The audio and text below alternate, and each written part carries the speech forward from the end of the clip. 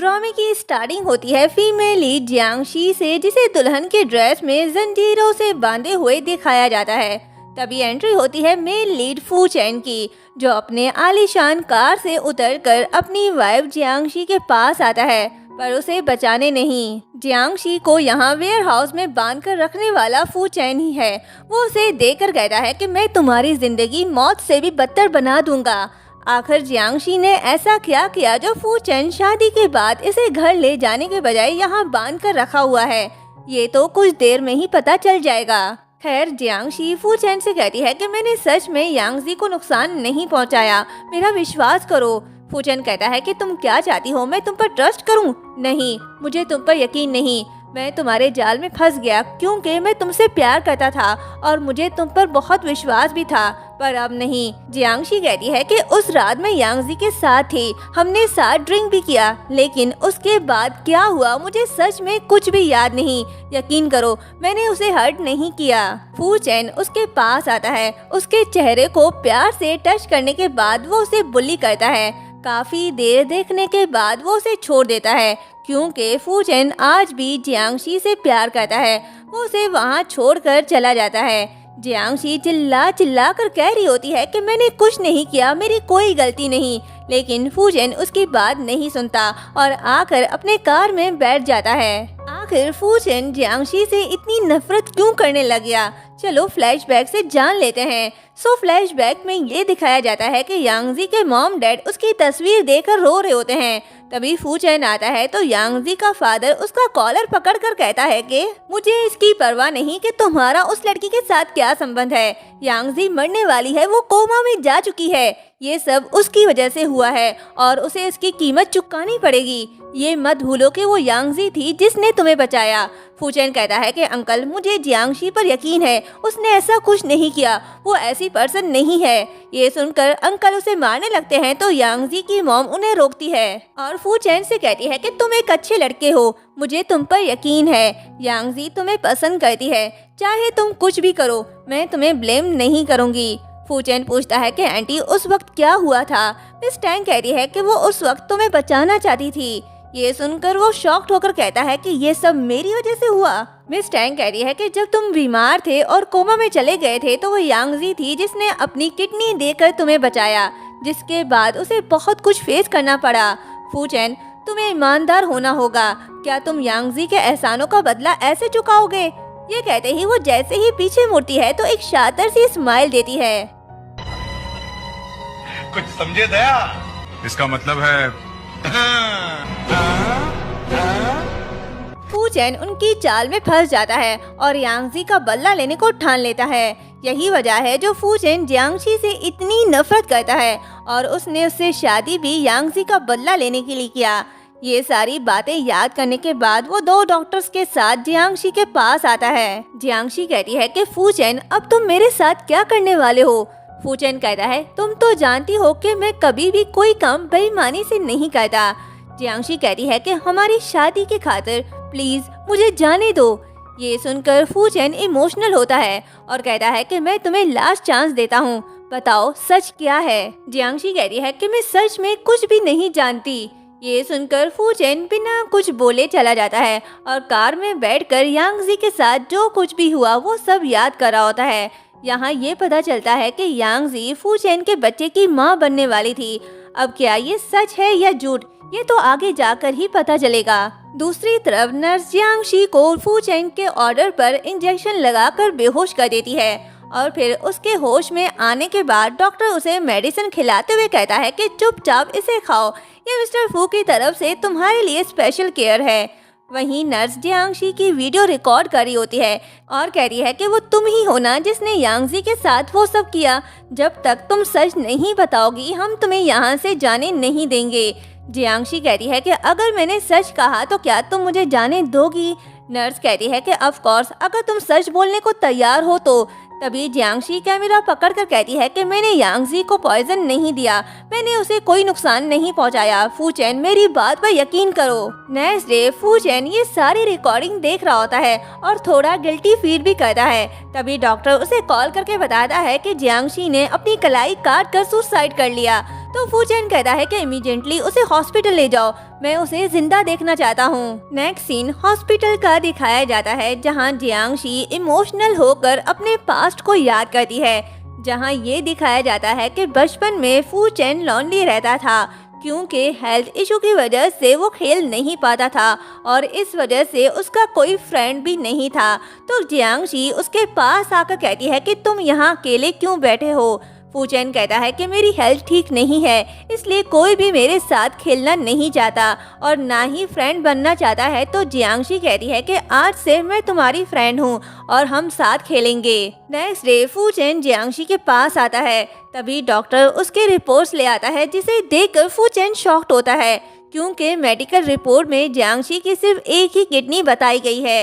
तो वो डॉक्टर से कहता है कि इसकी एक किडनी क्यों है। ये कहते ही वो उसे चेक करता है तो उसे पता चलता है कि जियांगशी की किडनी ऑपरेशन हुआ है। जियांगशी डरते हुए कहती है कि मेरे पास मत आओ। फूचेन कहता है कि तुम्हारे पास सिर्फ एक ही किडनी क्यों है, जवाब दो मुझे। जियांगशी कुछ नहीं बताती क्योंकि वो बहुत डर रही होती है। तभी यहाँ ये दिखाया जाता है कि जब फूचेन को किडनी की जरूरत थी तो वो जियांगशी ही थी जिसने अपनी किडनी देकर फूचेन को बचाया था। पर ये बात तो फूचेन को आज तक पता नहीं चल पाया। इनफैक्ट उसे तो यही बताया गया है कि यांगजी ने उसे अपनी किडनी डोनेट की थी। जियांगशी की मेडिकल रिपोर्ट देखकर तो फूचेन भी सोच में पड़ जाता है और दूर से बस जियांगशी को ही देख रहा होता है। तभी असिस्टेंट आता है तो वो असिस्टेंट से कहता है कि जाओ और पता करो कि वो कौन थी जिसने मुझे अपनी किडनी डोनेट की थी। मैं सच जानना चाहता हूँ कि असल में क्या हुआ था। नेक्स्ट डे यांगजी की मॉम परेशान बैठी हुई होती है, तभी यांगजी आती है जो बिल्कुल ठीक ठाक दिखाई देती है। इससे ये पता चलता है कि यांगजी और उसकी मॉम ने फूचेन से झूठ कहा ताकि वो जियांगशी से नफरत करे। खैर यांगजी मॉम से पूछती है कि वो परेशान क्यों है, तो मॉम कहती है कि अब मैं और हेल्प नहीं कर सकती। किडनी वाली बात पर फूचेन को शक होने लग गया है। ये सुनकर यांगजी शॉक्ड होती है। मॉम कह रही है कि मुझे डर है कि अब सच सबके सामने आ जाएगा। अगर सच सबके सामने आ गया तो हम दोनों को कोई भी नहीं बचा सकता। यांगजी कहती है कि जियांगशी सच में मुझे परेशान करने वाली है। मॉम आप फिक्र मत करो, मेरे पास बहुत से तरीके हैं उसे सबक सिखाने के। मैं उस यांगजी को फूचेन का कभी होने नहीं दूंगी। दूसरी तरफ डॉक्टर ली चुपके चुपके आकर जियांगशी को इंजेक्शन लगा रहा होता है। तभी सही समय पर फूचेन आता है और उससे पूछता है तो वो डॉक्टर तुम ही हो ना जिसने मेरी किडनी ट्रांसप्लांट सर्जरी किया था, तो चलो बताओ वो कौन है जिसने मुझे किडनी डोनेट किया था। डॉक्टर ली कुछ नहीं बताता तो फूचेन कहता है कि तुम सच में काफी लॉयल हो। मुझे नहीं पता कि तुम्हारा बॉस कौन है, पर क्या वो तुम्हें बचाने के लिए तैयार होगा। तभी असिस्टेंट आता है और कहता है कि मिस यांगजी के रिपोर्ट्स आ गए हैं। जिसके बाद फूचेन जब यांगजी के रिपोर्ट्स देखता है तो शॉक्ड रह जाता है क्योंकि रिपोर्ट्स में ये बताया गया है कि यांगजी को जो जहर दिया गया था वो ज्यादा जहरीला नहीं था। असिस्टेंट कहता है कि यहाँ आने से पहले मैंने उस जगह को चेक करने के लिए अपने लोगों को भेजा, लेकिन कुछ भी पता नहीं चल पाया। तभी फूचेन को कोई वॉइस रिकॉर्डिंग सेंड करता है जिसमें जियांगशी और यांगजी की वॉइस होती है। रिकॉर्डिंग सुनने के बाद फूचेन का जियांगशी को लेकर जो शक दूर हो रहा था अब वो और ज्यादा बढ़ जाता है। उसे यकीन हो जाता है कि यांगजी को पॉइजन देने वाली और कोई नहीं जियांगशी ही थी। सच जानकर वो गुस्सा होकर कहता है कि तुम्हारी हिम्मत कैसे हुई उसे पॉइजन देने की। जिसके बाद वो जियांगशी को क्लब लाकर पुश करता है। जियांगशी रोते हुए कहती है कि प्लीज ऐसा मत करो। फूचेन कहता है कि जब यांगजी ने तुमसे दया की भीख मांगी थी तो क्या तुमने उसे छोड़ा। फिक्र मत करो, मैं तुम्हें टच तक नहीं करूंगा। ये कहते ही वो कुछ लड़कों को बुलाकर कहता है कि ये आज रात तुम्हारी है। दोनों लड़के जाकर उसके साथ बदतमीजी करने लगते हैं। जियांगशी चिल्ला चिल्ला कर हेल्प मांग रही होती है पर फूचेन उसकी तरफ देखता भी नहीं और असिस्टेंट से कहता है कि यहाँ जो कुछ भी हो रहा है उसकी वीडियो बनाओ और सोशल मीडिया में पोस्ट कर दो। मैं चाहता हूँ कि हर कोई ये जाने कि जियांग फैमिली की सबसे बड़ी बेटी लड़कों को कैसे सिड्यूस करती है। असिस्टेंट उसकी वीडियो बनाने लगता है। जियांगशी चिल्लाकर कहने लगती है कि फूचेन मैं तुमसे 10 साल से प्यार करती हूँ, तुम मेरे साथ ऐसा नहीं कर सकते। ये सुनकर फूचेन गुस्से में आकर ड्रिंक करने लगता है और फिर उन लड़कों को जाने के लिए कहता है। जियांगशी कहती है कि मैं जानती हूँ कि तुम अब भी मुझ पर ट्रस्ट करते हो। फूचेन कहता है कि मुझे तुम पर ट्रस्ट नहीं, तुमने यांगजी के साथ जो कुछ भी किया उसके लिए यह सजा बहुत कम है। यकीन मानो, मैंने तुम्हें टॉर्चर करने के लिए एक बेहतर तरीका सोचा है। ये कहते ही वो उसे हॉस्पिटल ले आता है और कहता है कि तुमने यांगजी के साथ जो कुछ भी किया, अब मैं तुम्हें उसका मजा चखाऊंगा। मैं चाहता हूँ कि तुम उस दर्द का मजा चखो जो यांगजी ने झेला है। नर्स उसे बांधकर टॉर्चर करने लगती है और इंजेक्शन लगाकर उसे बेहोश कर देती है। तकरीबन 1 मंथ तक उसे ऐसे ही टॉर्चर करते रहते हैं। फू चैन ऑफिस में बैठकर जियांगशी की वीडियो देखकर कहता है कि तुम्हारे लिए झूठ बोलना कितना आसान है। तभी असिस्टेंट भागते हुए आता है और कहता है कि जियांगशी सुसाइड करने जा रही है, वो बिल्डिंग से जंप लगाने वाली है। ये सुनकर फू चैन भागा दौड़ा उसके पास जा रहा होता है। दूसरी तरफ जियांगशी रूफटॉप पर खड़ी होकर कहती है कि फू चैन, मैंने सोचा कि अगर मैं ये सब बर्दाश्त करूंगी तो तुम एक ना एक दिन मेरी फीलिंग समझ जाओगे। मैं वो नहीं जिसने यांगजी को हर्ट किया। ये कहते ही वो उन सब टॉर्चर्स को याद करी होती है जो फू चैन ने उसके साथ किया। तभी फू चैन आता है तो जियांगशी कहती है कि अब तुम यहाँ क्यों आए हो? तुमने पहले ही मुझे बहुत टॉर्चर किया, अब तुम मुझसे और क्या चाहते हो? तुम मुझे चैन से मरने क्यों नहीं देते? फू चैन कहता है कि तुम ऐसे नहीं मर सकती, तुम्हें पहले अपने पापों का प्रायश्चित करना होगा। जियांगशी कहती है कि मैंने यांगजी को बिल्कुल भी नुकसान नहीं पहुँचाया, तुम मेरी बात पर यकीन क्यों नहीं करते? मैंने ऐसा कोई गुनाह नहीं किया जिसका मैं कफारा करूं। फू चैन, मैं तुमसे बहुत प्यार करती हूँ, लेकिन अब मैं थक गई हूँ। तुमसे प्यार करना मेरी भूल थी। ये कहते ही वो खुद को बिल्डिंग से नीचे गिरा देती है, पर फू चैन सही समय पर उसका हाथ पकड़ लेता है और कहता है कि मेरी इजाज़त के बिना तुम मर भी नहीं सकती। तभी जियांगशी का हाथ छूट जाता है, बट फू चैन ने पहले ही बिल्डिंग के नीचे रेस्क्यू टीम को बुला लिया था, जिससे जियांगशी बच जाती है और थोड़ी इंजर्ड हो जाती है। फू चैन हॉस्पिटल में परेशान बैठा हुआ होता है। तभी असिस्टेंट आता है और उसे बताता है कि जियांगशी ज़्यादा इंजर्ड नहीं हुई, बस वीकनेस की वजह से उसे अभी तक होश नहीं आया। फू चैन कहता है कि बेस्ट डॉक्टर से उसका ट्रीटमेंट करवाओ और जैसे ही उसे होश आए मुझे बताना।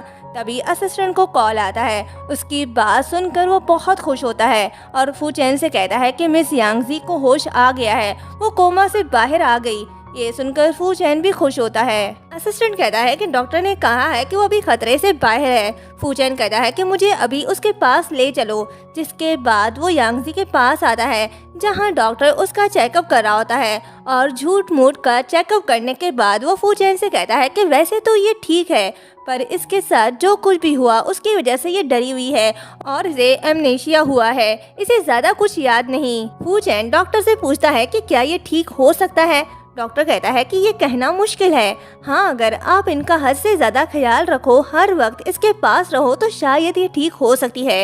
ये कहते ही डॉक्टर चला जाता है। यांगजी की मॉम रोने का ड्रामा करते हुए फू चैन से कहती है कि देखो इसकी तरफ, क्या हो गया इसे, अब मैं क्या करूं? माँ का ड्रामा पूरा होता नहीं, बेटी भी चक्कर आने का ड्रामा स्टार्ट करती है। तो फू चैन कहता है कि आप फिक्र ना करें, यांगजी जल्द ही ठीक हो जाएगी, मैं इसका बेस्ट डॉक्टर से ट्रीटमेंट करवाऊंगा। ये कहते ही वो चला जाता है और उसके जाते साथ ही माँ बेटी का ड्रामा भी बंद हो जाता है। दूसरी तरफ जियांगशी को होश आता है और उसे याद आता है कि फू चैन ने उसे बचाया था। तो वो कहती है कि फू चैन, तुमने मुझे क्यों बचाया? तभी फू चैन आता है तो जियांगशी कहती है कि मैंने सच में यांगजी को नुकसान नहीं पहुंचाया। फू चैन कहता है कि खुशकिस्मती से यांगजी को होश आ गया है। क्या हुआ? तुम खुश नहीं लग रही। खुश होगी भी कैसे, तुम तो उसे मारना चाहती थी ना। चलो अब जल्दी ठीक हो जाओ। तुमने उसके साथ जो कुछ भी किया उसका कफारा करने के लिए तुम्हें उसका पर्सनल मेड बनना होगा और उसका अच्छे से ख्याल रखना होगा। ये कहते ही वो चला जाता है और फिर 1 वीक बाद वो जियांगशी को डिस्चार्ज करके घसीटते हुए कार में बिठाकर असिस्टेंट से कहता है कि जल्दी हमें फू हाउस ले चलो। जियांगशी कहती है कि मैं तुम्हारे साथ कहीं नहीं जाऊंगी। फू चैन कहता है कि वो तुम ही थी ना जो मुझसे शादी करने के लिए मरी जा रही थी, तो अब ये सब दिखावा क्यों करी हो? हमारी शादी हुई है, अब तुम मेरी वाइफ हो, सो चुपचाप अपने घर चलो। ये कहते ही वो गुस्से से कार का दरवाजा बंद कर देता है। उसके बाद वो उसे घर ला कर पुश करके नीचे गिरा देता है और सर्वेंट से कहता है कि आज से ये फू फैमिली की सर्वेंट होगी। जियांगशी कहती है कि मैं ये नहीं चाहती कि तुम मुझसे प्यार करो, लेकिन मैं तुम्हारी वाइफ हूँ, तुम मेरे साथ ऐसा नहीं कर सकते। तो फू चैन उसके पास जाकर कहता है कि मैं तुम जैसी लड़की से कभी प्यार करूँगा भी नहीं। फिर सर्वेंट से कहता है कि इसे नीचे ले जाओ और इसके लिए सबसे गंदा और सबसे थका देने वाला काम ढूंढो। नेक्स्ट डे फू चैन यांगजी की मॉम को कॉल करके उसकी तबीयत के बारे में पूछता है तो उसकी मॉम कहती है यांगजी ठीक हो रही है और वो तुम्हें देखना चाहती है। फू चैन कहता है ठीक है, फिर उसे रात को डिनर के लिए मेरे घर ले आओ। यांगजी की मॉम से बात करने के बाद वो असिस्टेंट से कहता है कि फू फैमिली कॉल करके इन्फॉर्म कर दो कि यांगजी डिनर के लिए घर आएगी और सर्वेंट से कह दो कि आज रात का सारा डिनर जियांगशी अकेले ही बनाएगी, कोई भी उसकी हेल्प नहीं करेगा। यांगजी और उसकी मॉम डिनर के लिए फू फैमिली आ जाते हैं। यांगजी की मॉम कहती है कि इस बार इतने बड़े इंसिडेंट का सामना करना यांगजी के लिए सच में आसान नहीं था। ये अब सब कुछ भूल चुकी है, इसे पास्ट के बारे में कुछ भी याद नहीं। यांगजी ठीक है, मेरे पास है, मेरे लिए यही बहुत है। मैं बस आशा करती हूँ कि फ्यूचर में इसके साथ फिर से ऐसा कभी ना हो। तुम इसका हर वक्त साथ देना। फू चैन यांगजी से कहता है कि तुम दिन ब दिन कमजोर होती जा रही हो। मैंने स्पेशली तुम्हारे लिए किसी से सूप बनवाया है, उसे जरूर पीना। तभी जियांगशी सूप लेकर आती है तो फू चैन कहता है कि वहाँ खड़ी क्यों हो, आओ और यांगजी को सर्व करो। तभी यांगजी अच्छा बनने का ड्रामा स्टार्ट करते हुए फू चैन से कहती है कि ये तुम्हारी वाइफ है, तुम इसे सर्वेंट की तरह कैसे ट्रीट कर सकते हो। फू चैन कहता है कि ये इसकी अपनी गलती है जिसकी सजा इसे मिल रही है। यांगजी कहती है कि मैं ठीक हूँ, तुम इसे ब्लेम मत दो। ये कहते ही वो जियांगशी के पास जाती है और कहती है कि फू चैन ने तुम्हें गलत समझा होगा। ये कहते ही उससे सूप लेती है और जानबूझकर अपने हाथ पर सूप गिरा देती है और कहती है कि तुम मुझ पर गुस्सा क्यों निकाल रही हो, मैं तो बस तुम्हारी हेल्प करना चाहती हूँ। ये देखकर फू चैन उसके पास जाता है और जियांगशी से कहता है कि तुम्हारी हिम्मत कैसे हुई। जियांगशी कहती है कि मैंने नहीं गिराया। तभी यांगजी कहती है कि नहीं फू चैन, जियांगशी ने ये जानबूझकर नहीं किया होगा। फू चैन उसका जला हुआ हाथ देखकर कहता है कि अपनी हालत देखो, तुम अभी भी इसे प्रोटेक्ट क्यों कर रही हो और इसके लिए दया की भीख क्यों मांग रही हो। यांगजी रोते हुए कहती है कि मैं ठीक हूँ। फू चैन कहता है क्या कहा ठीक हूँ, अपना हाथ देखो लाल हो गया है, चलो मेरे साथ, मैं तुम्हें दवाई लगा देता हूँ। ये कहते ही वो जियांगशी को पुश करके चला जाता है। यांगजी भी उसके पीछे पीछे चली जाती है। उनके जाने के बाद यांगजी की मॉम जियांगशी से कहती है कि देखा तुमने, फू चैन को तुमसे ज्यादा यांगजी की फिक्र है, वो उससे प्यार करता है तुमसे नहीं, सो उसका पीछा छोड़ दो गवार लड़की। जियांगशी कहती है कि ऐसा नहीं है कि मैं यहाँ से जाना नहीं चाहती, वो फू चैन है जो मुझे छोड़ना नहीं चाहता। यांगजी की मॉम कहती है कि चुप हो जाओ, तुम ही थी ना जिसने उसे शादी करने के लिए मजबूर किया और अब ऐसी बातें कर रही हो। जियांगशी कहती है कि मैंने उसे मजबूर नहीं किया, उसने अपनी मर्जी से मुझसे शादी की। ये सुनकर यांगजी की मॉम हंसती है और उसके पास जाकर कहती है कि वो ये बिल्कुल भी नहीं जानता कि तुमने उसे बचाया। ये सुनकर जियांगशी थोड़ी शॉक्ड होती है। दूसरी तरफ फू चैन यांगजी को फर्स्ट एड दे रहा होता है। यांगजी कहती है कि सॉरी फू चैन, मेरी वजह से तुम परेशान हो गए। फू चैन कहता है कि खुद को ब्लेम मत दो, ये तुम्हारी गलती नहीं है, ये सब उस जियांगशी की गलती है। यांगजी उसका हाथ पकड़कर कहती है कि मैं ठीक हूँ, लेकिन मैं उसे तुम्हें हर्ट करने नहीं दूंगी। फू चैन कहता है क्या मतलब है तुम्हारा। जियांगशी कहती है कि तुम उसे डिवोर्स क्यों नहीं दे देते। फू चैन कहता है बिल्कुल भी नहीं। ये कहते ही अपना हाथ छुड़ाकर मुंह फेर लेता है तो यांगजी कहती है क्या तुम्हें उसकी परवाह है, क्या तुम उससे प्यार करते हो। फू चैन कहता है नहीं तो मैं उसे इतनी आसानी से जाने नहीं दे सकता, ये तुम्हारे साथ नाइंसाफी होगी। यांगजी कहती है कि मैं तुम्हें कुछ बताना चाहती हूँ। ये कहते ही वो चुप हो जाती है तो फू चैन कहता है बोलो तुम क्या कहना चाहती हो। यांगजी कहती है कि जियांगशी शायद मुझे इसलिए मारना चाहती है क्योंकि गलती से मैंने उसका स्कैंडल एक्सपोज कर दिया था। ये सुनकर फू चैन शॉक्ड होता है। यांगजी उसे वीडियो दिखाती है जिसमें जियांगशी कुछ लड़कों के साथ खुलकर ड्रिंक कर रही होती है। फेक वीडियो देखकर फू चैन हर्ट हो जाता है क्योंकि वो जियांगशी से प्यार करता है। यांगजी कहती है कि मुझे डर है कि अगर ये वीडियो लीक हो गई तो इससे जियांगशी की रेपुटेशन पर इफेक्ट पड़ेगा। वीडियो देखकर फू चैन पूरी तरह से टूट जाता है। जियांगशी के लिए प्यार उसका नफरत में बदलता जा रहा है और ये सब यांगजी की वजह से हो रहा है। देखना होगा ये फेक वीडियो देखने के बाद फू चैन जियांगशी के साथ क्या करेगा और जियांगशी को और क्या क्या फेस करना होगा। जियांगशी की फेक वीडियो देखने के बाद फू चैन बार आकर ड्रिंक करने लगता है और पूरी तरह से नशे में टली हो जाता है। तभी असिस्टेंट आता है और उससे कहता है कि मिस्टर फू अब बस करें, आपने बहुत ज़्यादा पी रखी है, मैं आपको घर ले जाता हूँ। वो उसे उठा कर ले जा रहा होता है। फू चैन असिस्टेंट से कहता है कि तुम जाओ और कार लेकर आओ, मैं यहीं तुम्हारा इंतजार करता हूँ। असिस्टेंट के जाने के बाद फू चैन के पास से दो लड़के गुजरते हैं और ये वही लड़के होते हैं जो फू चैन ने वीडियो में जियांशी के साथ देखा था। वो उनके पीछे जाता है और उन्हें रोक कर पूछता है कि तुम्हारा जियांशी के साथ क्या रिलेशनशिप है। चुजू कहता है कि कौन जियांशी, लगता है टल्ली होकर पागल हो गया है। ये कहते ही वो जाने लगते हैं तो फू चैन जाकर उन्हें रोकता है। फिर क्या दोनों लड़के फू चैन को मारने लगते हैं। तभी पीछे से कोई कहता है कि अगर तुम यहाँ से नहीं गए तो मैं पुलिस को बुला लूंगी।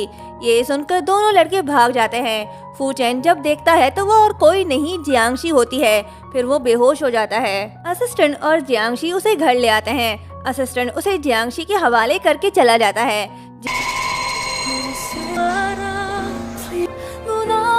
जियांशी उसका ख्याल रखने लगती है। तभी फू चैन को होश आता है। वो उसे खुद से दूर करके उठ जाता है तो जियांशी कहती है मुझे फिक्र थी कि तुम्हें आधी रात को प्यास लगेगी, इसलिए मैं पानी रखकर तुम्हारा फेस पोंछकर यहाँ से जाने वाली थी। फू चैन गुस्से से कहता है कि अगर आज मैंने उस लड़के को अपनी आंखों से ना देखा होता तो मुझे कभी पता नहीं चल पाता कि तुम कितनी घिरी हुई लड़की हो। जियांशी कहती है कि कौन सा लड़का, तुम किस बारे में बात कर रहे हो। फू चैन कुछ नहीं कहता। वो उसे पुश करके उसके मुंह पर पानी का गिलास फेंक कर चला जाता है। नेक्स्ट मॉर्निंग जियांशी फू चैन के लिए ब्रेकफास्ट ले आती है। फू चैन कहता है कि कल मैंने तुम्हें जो कहा, क्या तुमने उसके बारे में कुछ सोचा। जियांशी कहती है कि मैंने ऐसा कुछ नहीं किया। फू चैन गुस्से से कहता है कि तुम ऐसे सच नहीं बताओगी, लगता है मुझे तुम्हें सबक सिखाना होगा। जब तक तुम मुंह नहीं खोलोगी तब तक तुम कमरे में बंद रहोगी। ये कहते ही वो उसे पकड़ कर ले जा रहा होता है। जियांशी उसे रोक कर कहती है कि फू चैन प्लीज मुझे फिर से रूम में लॉक मत करो। फू चैन उसकी तरफ देखता है और फिर कहता है कि क्या तुम भूल गई तुमने क्या किया जो मैं तुम पर रहम खाऊं। ये कहते ही वो उसे ले जाकर रूम में बंद कर देता है। काफी दिनों तक जियांशी रूम में बंद रहती है और बार बार यही कह रही होती है कि मैंने यांगजी के साथ कुछ नहीं किया, मैंने अपनी किडनी देकर तुम्हें बचाया, मैं तुमसे बहुत प्यार करती हूँ, तुम मेरी बात पर यकीन क्यों नहीं करते। तभी एंट्री होती है सेकंड मेल लीड फू हान की। वो जियांशी से कहता है कि पता चला है कि फू चैन के बॉडी में जो किडनी है वो तुम्हारी है। जियांशी पूछती है कि तुम कौन। फू हान कहता है कि मुझे नहीं पता कि तुम पागल हो या बेवकूफ, तुमने अपनी जान खतरे में डालकर उसकी जान बचाई और उसे ये पता तक नहीं। तुम्हें क्या लगता है ऐसे चुपचाप सहने से सब ठीक हो जाएगा। ये कहते ही वो उसके पास जाता है और खुद को इंट्रोड्यूस कराते हुए कहता है कि मैं फू चैन का सौतेला भाई फू हान हूँ, जिसे कोई सीरियसली नहीं लेता, नाजायज औलाद जो हूँ। जियांशी कहती है कि तुमने जो अभी कहा उसका क्या मतलब है। फू हान कहता है कि तुम फू चैन को बचपन से जानती हो और 10 साल से उसे पसंद करती हो, क्या तुम्हें अभी तक पता नहीं चल पाया कि वो कैसा इंसान है। जियांशी कहती है कि तुम्हारा मतलब ये है कि वो ये तक नहीं जानता कि मैंने उसकी जान बचाई। फू हान कहता है कि क्या तुम उसे सच नहीं बताओगी। जियांशी कहती है कि वो मुझ पर ट्रस्ट नहीं करता और मेरे पास कोई एविडेंस भी नहीं है। तो फू हान कहता है कि मैं एविडेंस ढूंढने में तुम्हारी हेल्प करूंगा। जियांशी कहती है कि तुम मेरी हेल्प क्यों करना चाहते हो। फू हान बताने ही वाला होता है कि उसकी हेल्प के बदले वो क्या चाहता है, पर उसके बताने से पहले ही जियांशी बेहोश हो जाती है। वो उसे उठाकर हॉस्पिटल ले जा रहा होता है। तभी फू चैन आता है और कहता है कि जिसे तुमने अपनी बाहों में लिया हुआ है वो मेरी वाइफ है। फू हान कहता है कि ये तुम्हारी वाइफ है, तुम इसे यहाँ बंद करके कैसे रख सकते हो। मैं यहाँ से गुजर रहा था और इन्हें बेहोश देखा तो इसलिए इन्हें हॉस्पिटल ले जा रहा हूँ। फू चैन उसे दूर करके जियांशी को अपने पास ले लेता है और कहता है कि मैं इसका हस्बैंड हूँ, सो तुम्हें परेशान होने की कोई जरूरत नहीं। ये कहते ही वो जियांशी को उठाकर ले जाता है। नेक्स्ट सीन हॉस्पिटल का दिखाया जाता है। फू चैन आता है तो देखता है कि डॉक्टर उसका चेकअप कर रहा है। वो चेकअप करने के बाद उसे उसकी कंडीशन के बारे में बताता है।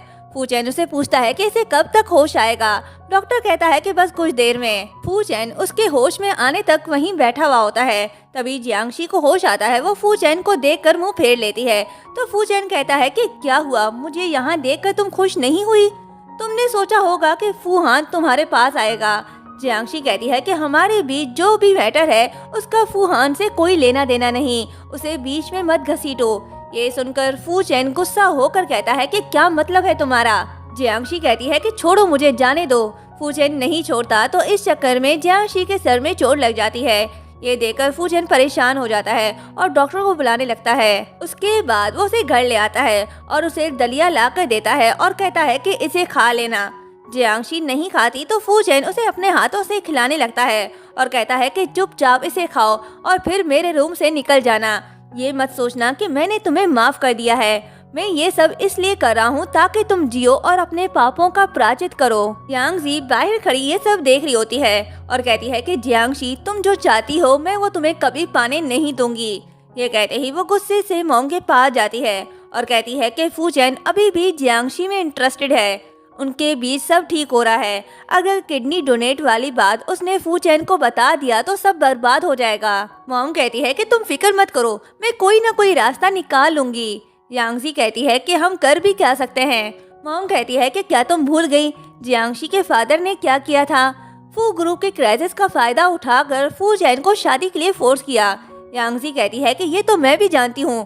फू चैन इस बात से जियांगशी से नाराज भी हुआ था, पर अब उसे इन सब बातों से कोई फर्क नहीं पड़ता। मॉम कहती है कि क्या होगा अगर उसे ये यकीन दिलाया जाए कि ये सब जियांगशी के डैड ने किया था।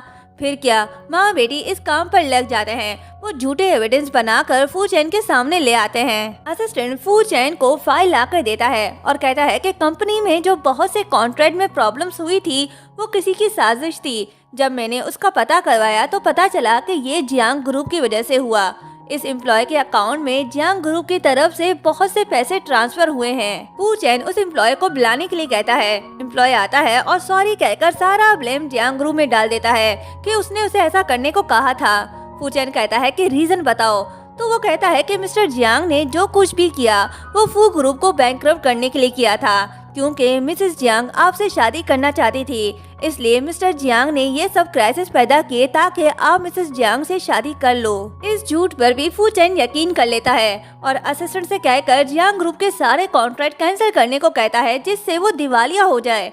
असिस्टेंट ऐसा ही करता है। वो सब कुछ करने के बाद आकर फू चैन को रिपोर्ट देता है और कहता है कि अब आप क्या करने वाले हो। फू चैन कहता है कि मिस्टर जियांग को मेरे पास ले आओ। असिस्टेंट उसे फू चैन के पास ले आता है तो मिस्टर जियांग कहता है कि फू चैन मैं तुम्हारा ससुर हूँ, तुम मेरे साथ ऐसा कैसे कर सकते हो। मैंने तुम्हारी कंपनी को दिवालिया होने से बचाया जिसका ये सिला तुम मुझे दे रहे हो। फू चैन कहता है कि तुम बैंकरप्ट हो गए हो क्योंकि तुम्हारे सारे प्लान बर्बाद हो गए। अफसोस की बात है ना। ये सुनकर मिस्टर जियांग कहता है कि क्या बकवास कर रहे हो, मुझे तुमसे ये उम्मीद नहीं थी। तो फू चैन कहता है कि अगर तुमने मेरे पेरेंट्स को ना मारा होता तो फू ग्रुप को इतने सारे क्राइसिस का सामना ना करना पड़ता। मिस्टर जियांग कहता है कि तुम ये कैसी बातें कर रहे हो, मैं उन्हें क्यों मारूंगा। ये सुनकर फू चैन उन्हें वेयर हाउस ले आता है और कहता है कि अब सच बताओ। मिस्टर जियांग कहता है कि जब मैं वहाँ से गुजर रहा था मैंने तुम्हारे मॉम डैड को देखा तो वो पहले से ही अपनी आखिरी सांसें ले रहे थे। जब वो मर रहे थे तो उन्होंने मुझे तुम्हारा और फू ग्रुप का ख्याल रखने के लिए कहा था, लेकिन मैं ऐसा नहीं कर पाया। फू चैन कहता है कि क्या कहा, तुम वहाँ से गुजर रहे थे, बड़ा अच्छा बहाना बनाया तुमने। तुम कभी भी उस रास्ते से नहीं जाते तो उस दिन उस एरिया से कैसे गए।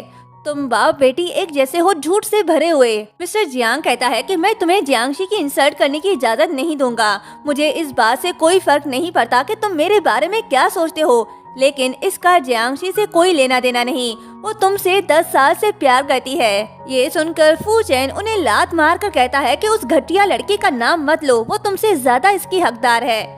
फू चैन मिस्टर जियांग को वेयर हाउस में कैद करके घर आता है और जियांगशी से कहता है कि मुझे पाने के लिए तुमने कितने लोगों को मारा और उन्हें हर्ट किया, इसका कफारा तुम्हें करना होगा।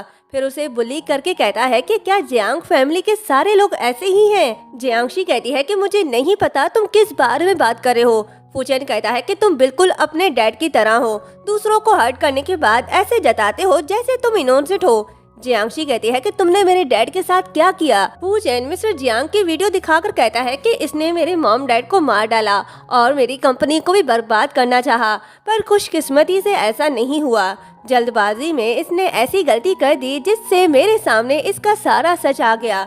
अगर ऐसा ना होता तो आज फू ग्रुप ना होता। ये सुनकर जियांगशी शॉक्ड होकर कहती है कि इम्पॉसिबल, मेरे डैड ऐसा नहीं कर सकते, वो इस तरह के इंसान नहीं है। फू चैन प्लीज उन्हें हर्ट मत करो, मेरे डैड को जाने दो। फू चैन कहता है कि मैं तुम दोनों को इतनी आसानी से जाने नहीं दूंगा। जाओ घुटनों के बल बैठो और यांगजी से तब तक माफी मांगो जब तक वो तुम्हें माफ नहीं कर देती। ये कहते ही वो उसे यांगजी के पास ले जाता है। यांगजी की मॉम कहती है कि फू चैन तुम इसे यहाँ क्यों ले आए हो। यांगजी पहले ही हर्ट हो चुकी है, मैं नहीं चाहती कि ये उसे फिर से चोट पहुंचाए। फूचेन कहता है कि आंटी, मैं इसे यहाँ माफ़ी मांगने के लिए ले आया हूँ। यांगजी की मॉम कहती है कि कैसी माफ़ी, तुम्हें अब याद आया, पहले तुम्हें इस बात का ख्याल क्यों नहीं आया। फूचेन जियांगशी से कहता है कि भूलो मत, तुम्हारे डैड मेरे कब्जे में है, सो ओबीडेंट रहो। जियांगशी डैड के खातिर उनके सामने घुटनों के बल बैठकर माफ़ी मांगने लगती है। तभी फूचेन को असिस्टेंट का कॉल आता है। उससे बात करने के बाद वो कहता है कि मैं अभी कंपनी जा रहा हूँ, जब तक ये तुम्हें माफ नहीं कर देते तब तक तुम यहाँ घुटने टेकी रहो। फूचेन के जाने के बाद यांगजी की मॉम कहती है कि मैं तुम्हें बता दूं, ये मत सोचो कि अगर तुम यहाँ आकर माफी मांगोगी तो हम तुम्हें माफ कर देंगे। यांगजी कहती है कि अगर तुम ना होती तो आज फूचेन की वाइफ मैं होती। जियांगशी कहती है कि मैं उसे डिवोर्स दे दूंगी, तुम उससे कहो कि मेरे डैड को जाने दे, मैं फिर कभी वापस नहीं आऊंगी। यांगशी कहती है कि मिसेस जियांग जो उस समय इतनी वैल्यूबल थी अब इतनी शर्मिंदा क्यों है। जियांगशी कहती है कि तुम फूचेन से कहो कि मेरे डैड को जाने दे, इसके बदले तुम जो कहोगी मैं करूंगी, इससे कोई फर्क नहीं पड़ता कि तुम मेरे साथ क्या करोगी, बस उससे कहो कि मेरे डैड को जाने दे। यांगजी कहती है कि तुम्हें फूचेन से दूर करने के लिए वो वीडियो ही काफी थी, अगर तुम ड्रामा ना करती तो वो कब का तुम्हें अपनी लाइफ से निकाल चुका होता। जियांगशी कहती है कि तुमने उसे वो वीडियो दिखाई, लेकिन मैंने ऐसा कभी नहीं किया। यांगजी कहती है कि ऑफ कोर्स तुमने ऐसा नहीं किया, लेकिन मैं चाहती हूँ कि वो ये सोचे कि तुम ऐसा करती हो। इस वीडियो को देखो, कितना रियल लग रहा है ना, इसे रियल दिखाने के लिए मैंने बहुत से पैसे खर्च किए। जियांगशी कहती है कि तुम मेरे साथ ऐसा क्यों करी हो, मैंने कभी भी तुम्हारे साथ बुरा नहीं किया। यांगजी कहती है कि तुम्हारा होना ही एक गलती है, बचपन से लेकर आज तक तुमने मुझे नीचा ही दिखाया है, हर कोई सिर्फ तुम्हें ही इम्पोर्टेंस देता आया है। जब मुझे पता चला कि तुम फूचेन से प्यार करती हो तभी मैंने बदला लेने का ठान लिया और तुम्हारे किडनी डोनेट वाली बात का सहारा लेकर उसे अपनी तरफ कर लिया। जियांगशी को सच बताने के बाद यांगजी फूचेन के पास जाती है और उसके क्लोज जाकर बैठ जाती है, पर फूचेन उसका हाथ दूर करता है और कहता है कि मैं अभी बिजी हूँ, अगर तुम्हें कोई काम है तो बताओ। यांगजी कहती है कि मैंने सिस्टर जियांगशी से सुना है कि तुमने अंकल जियांग को कैद करके रखा हुआ है। फूचेन कहता है कि जरूर जियांगशी ने तुम्हें उन्हें छोड़ने के लिए कहा होगा। यांगजी कहती है कि सच बताऊं, जियांगशी और मैं एक साथ बड़े हुए हैं, मैं उसे उदास नहीं देख सकती, प्लीज तुम मुझे अंकल जियांग से मिलाने ले चलो। फूचेन कहता है कि तुम उसकी हेल्प क्यों करना चाहती हो। यांगजी कहती है कि अगर वो मिस्टर जियांग थे जिसने तुम्हारे साथ वो सब किया तो मैं उनसे सच उगलवाने में तुम्हारी हेल्प कर सकती हूँ, और वैसे भी जियांगशी ने मेरी हेल्प की थी जब मैं बीमार थी, अब मैं भी उसके लिए कुछ करना चाहती हूँ। फूचेन कहता है ठीक है, लेकिन तुम्हें ज्यादा प्रेशर लेने की जरूरत नहीं, उसके सच बताने या ना बताने से मुझे कोई फर्क नहीं पड़ता। फूचेन यांगजी को अंकल जियांग के पास ले आता है जो बेहोश पड़ा होता है। वो यांगजी से कहता है कि इनके करीब मत जाना, मुझे डर है कि कहीं ये तुम्हें हर्ट न कर दे। यांगजी कहती है कि मुझे अंकल जियांग से अकेले में मिलना है, वो बचपन से मुझसे प्यार करते हैं, तुम फिक्र मत करो, वो मुझे हर्ट नहीं करेंगे। फूचेन उन्हें अकेला छोड़कर चला जाता है। यांगजी अंकल जियांग के पास जाती है और कहती है कि मैं आपसे मिलने आई हूँ। मिस्टर जियांग कहता है कि तुम यांगजी हो ना, कैसी हो तुम, और मेरी बेटी जियांगशी कैसी है, वो ठीक तो है ना। यांगजी कहती है कि जियांगशी की हालत बहुत खराब है। मिस्टर जियांग कहता है कि क्या हुआ है जियांगशी के साथ, जल्दी बताओ। यांगजी उन्हें फेक वीडियो दिखाती है जिसे देखकर मिस्टर जियांग हैरान हो जाता है और कहता है कि ऐसा नहीं हो सकता, जियांगशी फूचेन से प्यार करती है, वो ऐसा नहीं कर सकती, उसने अपनी किडनी देकर फूचेन की जान बचाई, वो ऐसा कुछ नहीं कर सकती जिससे फूचेन उससे नफरत करे। यांगजी कहती है कि इस वीडियो को देखने के बाद फूचेन को बहुत गुस्सा आया, उसने सिस्टर जियांगशी को धमकाने के लिए आपका इस्तेमाल किया। जियांगशी को आपकी फिक्र है, ऐसा ना हो कि वो खुद को मार डाले। यांगजी ये सब बातें इसलिए करती है ताकि मिस्टर जियांग अपनी गलती मान ले जो उसने नहीं की। ऐसा ही होता है। मिस्टर जियांग यांगजी से कहता है कि मैं तुमसे रिक्वेस्ट करता हूँ कि तुम फूचेन से कहो कि वो जियांगशी के साथ कुछ भी ना करे, वो बेकसूर है, मैं अपना जुर्म कबूल करता हूँ, मैं कसूरवार हूँ। नेक्स्ट डे यांगशी जियांगजी के पास जाती है और कहती है कि मैं तुम्हें गुड न्यूज़ सुनाना चाहती हूँ, अंकल जियांग वो आज़ाद हो गए। ये कहते ही वो उसे पिक्चर दिखाती है जिसे देखकर जियांगशी रोने लगती है और कहती है कि ऐसा नहीं हो सकता। यांगजी कहती है कि ये सब तुम बाप बेटी की गलती है। जियांगशी फूचेन के लिए कॉफी ले जाती है। फूचेन कहता है कि इसे यहाँ रखकर दफा हो जाओ। जियांगशी नहीं जाती तो फूचेन गुस्सा होकर कहता है कि सुना नहीं तुमने, दफा हो जाओ। जियांगशी कहती है कि मैं अपने डैड से मिलना चाहती हूँ, तुम मुझसे जो कहोगे मैं करने को तैयार हूँ। फूचेन कहता है कि अब कुछ नहीं हो सकता, तुम इस लायक नहीं हो कि मेरे सामने शर्तें रखो। जियांगशी उसे तस्वीर दिखाकर कहती है कि मैंने पता करवाया है कि इस तस्वीर में जो पर्सन है वो मेरे डैड हैं। फूचेन कहता है कि उन्होंने अपना जुर्म कबूल करके सुसाइड कर ली। जियांगशी कहती है कि ऐसा नहीं हो सकता, जरूर तुमने उन्हें सुसाइड करने के लिए मजबूर किया होगा। ये कहते ही वो नाइफ उठाकर उसे मारने लगती है, पर फूचेन उसे रोकता है और उसका गला दबाकर कहता है कि अपने ये हाथ संभाल कर रखो। नेक्स्ट सीन में जियांगशी रूम में होती है, तभी मैनेजर आता है और फूचेन के ऑर्डर पर उसे मेडिसिन खिलाने लगता है। जियांगशी मेडिसिन खाने का नाटक करती है और उसके जाने के बाद वो मेडिसिन निकाल देती है। तभी फूचेन आता है और कहता है कि काश तुम पहले ही इतनी ओबीडिएंट होती तो मैं तुम्हें धमकाने के लिए तुम्हारे डैड को यूज ना करता और ना ही तुम्हें प्रोटेक्ट करने के लिए वो मरते। जियांगशी कहती है कि तुम्हारा मतलब ये है कि मैंने अपने डैड को मारा। ये कहते ही वो रोने लगती है। फूचेन उसे रोता देखकर गिल्टी फील करता है, पर उसे दिलासा नहीं देता और कहता है कि ये मेडिसिन तुम्हारे हेल्थ के लिए है, ऐसे ही बात मानती रहोगी तो तुम्हारे लिए अच्छा होगा। जियांगशी कहती है कि तुम्हें मेरे लिए परेशान होने की जरूरत नहीं, मैं अपना ख्याल खुद रख सकती हूँ। फूचेन स्टडी रूम में परेशान बैठा होता है, तभी यांगजी उसके लिए कॉफी ले आती है और कहती है कि मैंने सुना है जब जियांगशी को अंकल के मौत का पता चला तो वो पागल होकर तुम्हें मारना चाहती थी, तुम उसे मेंटल हॉस्पिटल क्यों नहीं भेज देते। फूचेन कहता है कि कोई जरूरत नहीं, उसका रूम में लॉक रहना ही ठीक है, मेडिसिन लेगी तो ठीक हो जाएगी। यांगजी उसे कॉफी देती है जिसमें उसने ड्रग मिलाया हुआ है। वो उससे कहती है कि मैंने पहली बार कॉफी बनाई है, पता नहीं कैसी बनी है, तुम इसे टेस्ट करके बता सकते हो। फूचेन जैसे ही कॉफी पीता है उसे चक्कर आने लगते हैं। यांगजी उसके नशे में होने का फायदा उठाती है और पीछे से हक करके कहती है कि क्या हमारा एक और बेबी हो सकता है। फूचेन उसे खुद से दूर करता है तो यांगजी कहती है क्या तुम मुझे पसंद नहीं करते। फूचेन कहता है ऐसी बात नहीं है, तुम अभी तक ठीक नहीं हुई हो, तुम्हें पहले अपना ख्याल रखना चाहिए। वो जाने लगता है तो यांगजी उसे रोककर कहती है कि मैं ठीक हूँ। ये कहते ही उसके क्लोज होने लगती है, पर फूचेन उसे रोकता है और वहाँ से चला जाता है। यांगजी का सारा प्लान बर्बाद हो जाता है। फूचेन नशे की हालत में जियांगशी के रूम में आता है। उसे नशे में देखकर जियांगशी डर जाती है और खुद से दूर होने का कहती है, पर फूचेन उसके साथ जबरदस्ती करने लगता है और कहता है कि क्या तुमने नहीं कहा था कि तुम मुझे पसंद करती हो, तो अब मुझे क्यों ठुकरा रही हो, क्या तुम्हारे दिल में कोई और है।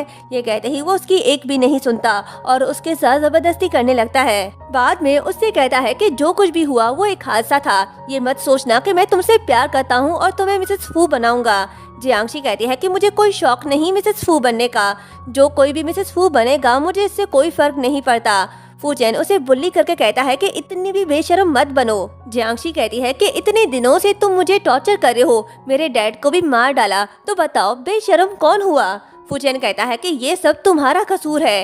ये कहते ही वो चला जाता है। जियांगशी फूहान को मिलने के लिए बुलाती है। फूहान आता है और कहता है कि तुमने मुझे मिलने के लिए क्यों बुलाया। जियांगशी कहती है कि मैं चाहती हूँ कि तुम किडनी डोनेट की सच्चाई जानने में मेरी हेल्प करो। फूहान कहता है कि क्या तुम क्यूरियस नहीं हो कि इसके बदले मैं क्या कंडीशन रखूंगा। जियांगशी कहती है कि तुम्हारी जो भी शर्त हो मुझे मंजूर है। फूहान कहता है कि तुम मेरी क्या हेल्प कर सकती हो, तुम्हारा जियांग ग्रुप तो फूचेन ने बर्बाद कर दिया।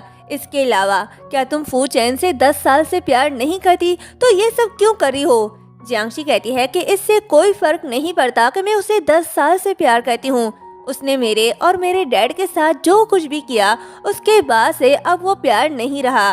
फूहान कहता है कि मुझे तुम्हारा ये एटीट्यूड पसंद आया, ठीक है मैं तुम्हारे लिए उसे चेक करूंगा, लेकिन तुम्हें फू ग्रुप को पाने में मेरी हेल्प करनी होगी। फूहान से मिलने के बाद जियांगशी घर आती है और चोरी छुपके फूचेन के स्टडी रूम में जाकर उसका लैपटॉप ओपन करती है और पासवर्ड लगाने लगती है, पर एक भी पासवर्ड सही नहीं लगता। तो वो कहती है कि मुझे इसका पासवर्ड नहीं पता तो कंपनी के सीक्रेट्स कैसे जान पाऊंगी। फिर वो फाइल्स देखने लगती है, तभी उसे एक फाइल मिलता है और वो उसकी पिक्चर्स ले लेती है। नेक्स्ट डे फूहान जियांगशी के कहने पर लैपटॉप ले आता है। जियांगशी कहती है कि मैं कोई ना कोई रास्ता निकाल कर फू ग्रुप के सीक्रेट्स तुम्हें ला कर दूंगी, तुम्हें जल्द से जल्द सच सामने लाने में मेरी हेल्प करनी होगी। फूहान उससे इम्प्रेस्ड हो जाता है और कहता है कि फूचेन तुम्हारे लिए अच्छा नहीं है, तुम मेरे पास क्यों नहीं आ जाती। जियांगशी कहती है कि हमारे बीच सिर्फ कोऑपरेटिव रिलेशनशिप है। फूहान कहता है कि फूचेन अंधा है जो तुम्हारी अच्छाई नहीं देख पा रहा, लेकिन मैं डिफरेंट हूँ, मुझे तुम्हारे लिए बुरा फील हो रहा है। जियांगशी कहती है कि मैं अभी भी फूचेन की वाइफ हूँ, अगर उसे ये पता चल गया तो अंजाम भुगतने के लिए तैयार रहना। अगर तुम सच में मेरे लिए सॉरी फील करते हो तो फिर कभी ऐसी हरकत मत करना। जियांगशी लैपटॉप ओपन करके किसी से चैट पर बात कर रही होती है। ये वही लोग होते हैं जो फू चेन के साथ कॉन्ट्रैक्ट करने वाले थे, पर जियांगशी उनके साथ कोऑपरेशन करने के लिए मान जाती है और ये भी कहती है कि वो उनके सामने कभी नहीं आएगी, जो भी बात होगी ईमेल पर होगी। डीलर मान जाता है। कॉन्ट्रैक्ट कैंसिल होने और फू ग्रुप के सीक्रेट्स लीक होने पर फू चेन गुस्सा होता है और कहता है कि ये वही है जो शुरू से हमारे कॉन्ट्रैक्ट में रुकावट डाल रहा है, लेकिन इस बार इसने हद कर दी। असिस्टेंट कहता है कि मैंने पता करवाने की कोशिश की पर कुछ भी पता नहीं चल पाया। इस बार नुकसान बहुत बड़ा है। फू चेन कहता है कि पता करो कि वो कौन है। मैं देखना चाहता हूँ कि वो कौन है जिसने मुझसे उलझने की हिम्मत की। असिस्टेंट कहता है कि मैंने पहले ही उसे ढूंढने की कोशिश की और उसे कोऑपरेशन करने की बात की, पर कोई फायदा नहीं हुआ। आज तक किसी को पता नहीं चल पाया कि वो कौन है।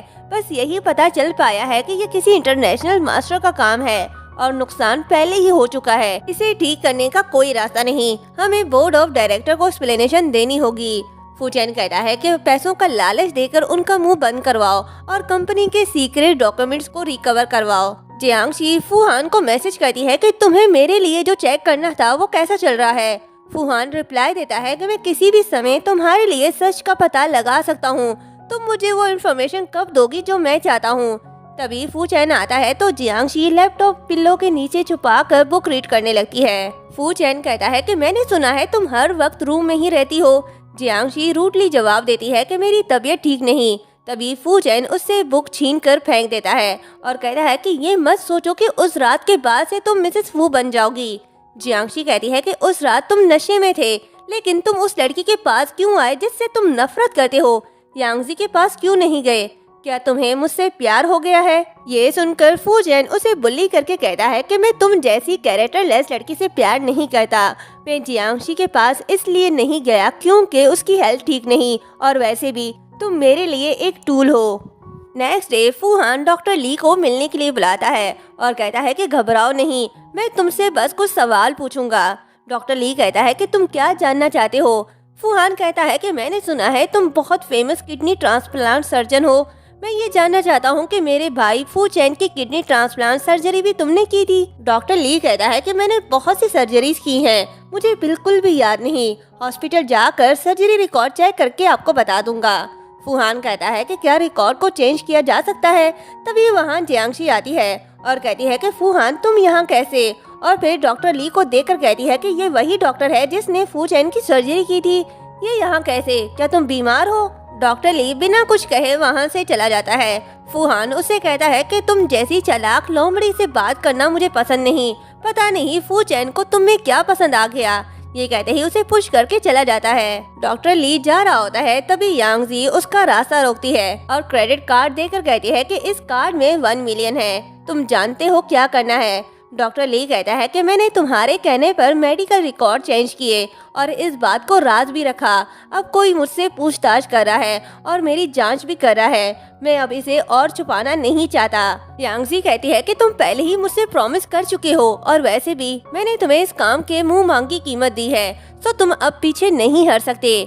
डॉक्टर ली कहता है लेकिन मिस्टर फू मेरे पीछे पड़े हैं।